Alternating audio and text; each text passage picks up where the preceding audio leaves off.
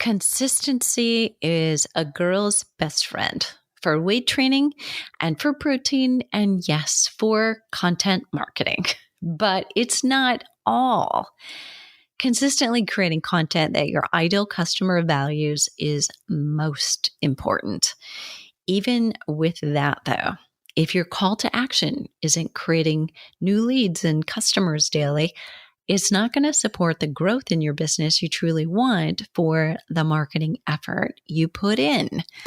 I'm Deborah Atkinson, and you're listening to She Means Fitness Business, where I share marketing and sales strategies that are easy, enjoyable, even fun, so that you can build both a business but also a life, so you can enjoy the freedom of having the finances that you want to. And in this episode, I'll share YouTube strategies that I use to organically, by the way, grow my channel to 134,000, mostly before the pandemic. And I'll share what happened during and since the pandemic so that growth and strategy too can still apply. You could say that these YouTube strategies work for any platform, including blogging and podcasting for that matter, but each platform has its own nuances. I wrote about that in the Health and Fitness Professional's Guide to Social Media Marketing. And though that was published again before the pandemic, the foundation of each of those platforms hasn't changed. So just possibly, in fact, is amplified. So I'm going to dive into this episode, and you will get the show notes that almost read like a transcript if you're somebody who would rather read and review than listen, or you actually love both. And then you get all the links to any of, say, the book I just mentioned earlier, or to other episodes that are along this lines about video marketing and really social media marketing that will apply to everything you're doing. So here are the 4 C's without further delay. Number 1 is consistency. Number 2 is commitment. Number 3 is call to action. And number 4 is congruency. It is not probably number 1 or number 2 that are getting in your way, or at least it shouldn't be. All right. Let me start though with 1C that isn't even a reason that your marketing strategy isn't working. It's not conviction. That wasn't even in the list. And really, it's not even commitment to your passion, at least, right? You're convicted to serving people and you're committed to doing it. Here's the difference between those who are really successful at it and those that aren't. If you're really committed to doing it for certain people, then you allow what they need and what they're willing to buy to dictate what you do. We can't just make up our mind that we want to do it this way, and here's how I want to, and when and where I want to do it. You got to have a location that appeals to people. You have to, be willing to do it at a time of day when they want it, and all of those things matter. So you've been doing it, and there's a chance you've said, if you love it, I'd do this for free. I worked with trainers with such a helping nature that they actually said that. And I had to tell them what a mistake that would be. And it was always the trainers with the most knowledge, most humility, and most dedication to learning that were the most giving. And when I say that, I mean to a fault. They pour themselves into everything and yet didn't see what I knew. Burnout, broke, and changing careers around the corner, right? I mean, it's just inevitable that if you don't have some kind of a model that is going to compensate you adequately for what it is you do, at some point you will say to yourself, well, I can't really make a living at this, right? And it will be true. But that's not the worst. The worst is that you won't help committed people and those who are convicted to improving their own health if you charge nothing. When we pay, that's collectively all of us, we pay attention. When you raise your rates, you will often do better. I'll link to 2 episodes about when and how to raise your rates, by the way. So let's go into this 4 C's YouTube strategies that just might help you on any other platform as well. Consistency. Before you jump in, you have to think about what ideal consistency is. At first, you'll want to throw up video after video because it's fresh, it's new, and exciting, but you've got to arrive at an ideal frequency that is based on like something that you can do regularly and the frequency that your audience wants to hear from you. I mean, maybe they don't want to hear from you every day. So you might want to kind of throw that one out. Consistency is not allowing comparison mode to get a hold of you and make you feel like you're not doing enough. It can make you feel like you should publish more so that you have content on 5 topics that you see someone else doing. And that's neither honoring you or your audience. And you've got to pace yourself. So think about when and how often your audience wants to consume content and when you can create and post it. So, it can sound really good to say, I'm going to post 2 videos a week. And actually, I committed to that the first couple of years that I was posting in my social media account. So 2 a week religiously, right? So that meant 104 videos every year. And then I was also dropping in podcasts. Now, my podcast is audio only, so it's just an image, but it plays on YouTube. And a lot of people said, well, don't do that. That's not going to help you, might hurt you. Actually, I think it does help me, and I do it with both. So this podcast, in fact, you'll find in YouTube as well. So She Means Fitness Business is there. It just like Flipping 50 is there.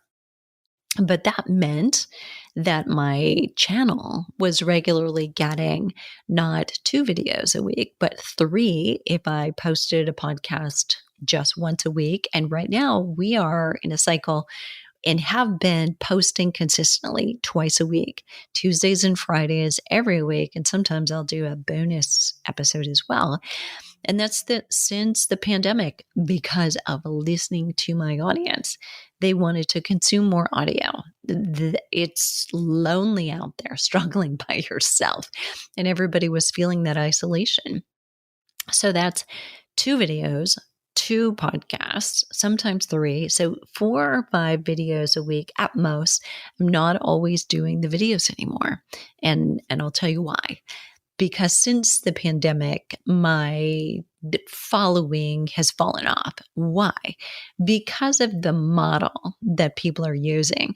So my organic traffic actually was based on videos that were educating, were teaching tips, and leading someone to the next step where they could get more or get the workouts. I don't create full-length workout videos. That's not my model. Not ever going to do it because I create programs people pay for. I create memberships where I create programs people pay for. I'm not going to be, don't want to be the Walmart, the Target of fitness. I want to be the Nordstroms. When somebody values it, know that they're going to invest and they're going to get a better product. And anywhere in between or either of those is not right or wrong. It's just, do you want to help many more people for a much lower price, or do you want to help fewer people who may be a little bit more heavily invested in getting results? at a higher price. And both are very good models. It's you that needs to decide, who do I love working with the most? Which of these sets of people do I resonate with the best? And those are the right answer. So my posting now to my YouTube channel is primarily my podcast. So it is literally a stationary video.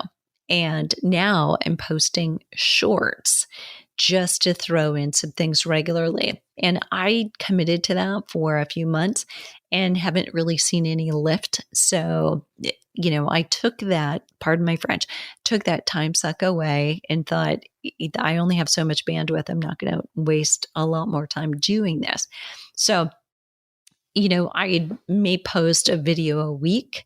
Sometimes I miss and it's just podcasts, but I'm still there, showing up consistently and talking to my audience. All right. So there you have it. Consistently, you've got to decide what consistency: once a week, twice a week. How often are you going to be there? But I wouldn't go anywhere less than once a week. Commitment. So you've got to be committed to success, whatever that takes. And you're committed to serving your customers more than to being right or doing it only the way you want to, because that may not work. That's not to say you don't honor how you want to work, but it does mean that you've given great thought to what's best for getting your customer results.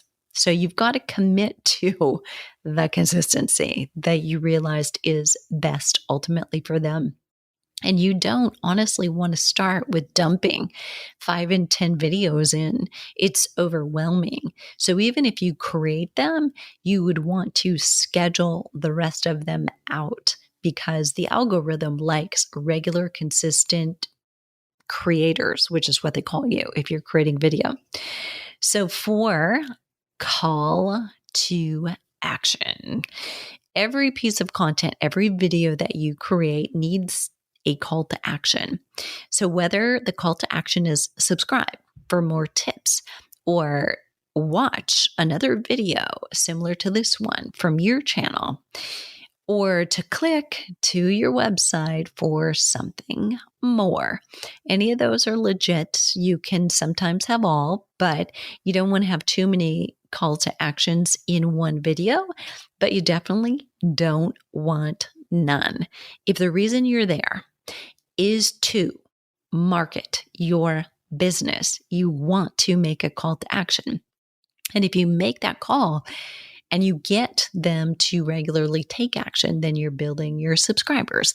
You are building views and the time someone is viewing your videos, and that all counts. YouTube likes that. And they'll be showing more of your videos if that's true. So you want to get something next from it, not just that you've created this free thing, and don't be afraid then to create a do this. Then, last but most important, congruent. Every decision you make should be congruent with who you serve and your personal professional values. You have a brand statement or a mission, even if you haven't declared it. I would love for you to write it down for yourself and know what it is. You know how a mission statement goes? The really stale, formal kind that businesses all used to write. That's not what I'm talking about. You have this, what is like your through line. Like it is the underscore of everything you do. And when you're in doubt and you're struggling to make a decision, you go back to this thing that keeps you on the right track, on the right path. And you know then that, okay, based on this describing what we do and how we do it, the decision is clear. And that makes everything in life easier. If you identify which of these you're not doing, is it consistency? Is it commitment? Is it call to action or congruency? develop a plan to make sure that it or they happen. Your marketing will take you so much further, so much faster. You may not even be on YouTube. I think it's still relevant, however, as a search engine. Everyone is not on TikTok. Everyone is not on Instagram. Everyone does search online. And if your video is the answer to the question that they are typing in to Google, then you can much more easily be discovered. So true, there are more people there on YouTube than ever, but they aren't all offering the same sage advice to the same audience that will resonate with them like your voice will. There's nobody like you. So I know it seems like, oh, somebody's already doing that. Here's the deal. If somebody weren't already doing that, you should run because you need to know there is demand for a service. Somebody recently hosted me on their podcast. I was a guest, and she said, menopause is trending. And I'm like, okay. And I thought that was really funny, but I mean, she was serious. Like, menopause, the word is trending. And I was like, of course it is. It's been beginning to trend for 10 to 15 years because every economist has been talking about it for 20 to 30 years, that as the baby boomers come through, X, Y, and Z is going to happen. Here's what we're going to see. Here's what they value. Here's what they don't. Here's how they're going to want to retire. And some of those predictions were right and some were wrong. But it's been trending for a long time, given, all of the women in that baby boomer generation went through menopause. And all of the women in Gen X are going through menopause, and in every generation thereafter. And we are less and less willing to settle for what used to be true. And although women who are not yet comfortable with certain changes may not want to or not ready, can't yet look at hormone replacement therapy. What happens is we ridicule things that scare us.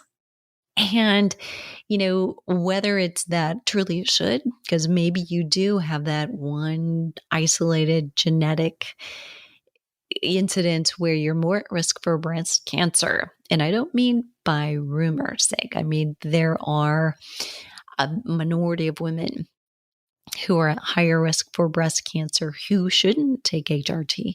But what we're finding is that it's not all women who are at risk for breast cancer anymore. That's just one instance. And, it will take a lot of time until the majority of the population are willing to do something. So look at your own feelings about social media and YouTube in the same way that some midlife female clients might think about HRT. Right? See what I did there? That little analogy is you may not like it. You may not think you're ready for it. You may not think it's good for you. But there are other people who are thriving on it and who, like me, built their business organically on it, to the point that when the pandemic rolled around, organically, I had grown my community, my audience, and my email list so that I can say I have 6-figure months from a business that for a little while was not giving me even 6-figure years, not even close. And if I can do that and start over from scratch at 49, so can you. Listen, technology is not my forte. People, exercise, teaching, breaking things down, that is my forte. Science, but in terms we can understand. And in ways that people find encouraging. Think about what your special sauce is. And if you can take it to the platform where you can connect with more people, you can help more people. Okay, there you have it. So the show notes for this one will be at fitnessmarketingmastery.com/YouTube strategies. And I will put resources in the show notes, really the ultimate freebie. And the reason that one's going to be there is because one of your call to actions occasionally and regularly should be taking this next step, like get this juicy XYZ by clicking here. That's your freebie. And if it's on a relevant video of relevant content, you will have a certain percent of people do that. The more eyeballs on your video, then the higher the percent of people that will do it. So I'll put that one in there. I'm going to also share with you something brand new we've been working on and just put out. We've had great results and feedback. 3 ways to help your clients sleep. So whether you or your clients are struggling with sleep, if they're not sleeping, they can't get the results from working with you that they should. Because the hormones, 3 big ones that either are wonky or go to work if you're getting your sleep, won't be helping you get that muscle and or lose that fat. So I'll help you with some of the things that I've done with clients and we've been using since 2014. They made up the content of You Still Got It, Girl, the After 50 Fitness Formula for Women. We'll put in a couple other episodes that you might like as well. And 2 of them will be how to raise your rates. So there you have it. What are you waiting for? The world needs you now more than ever.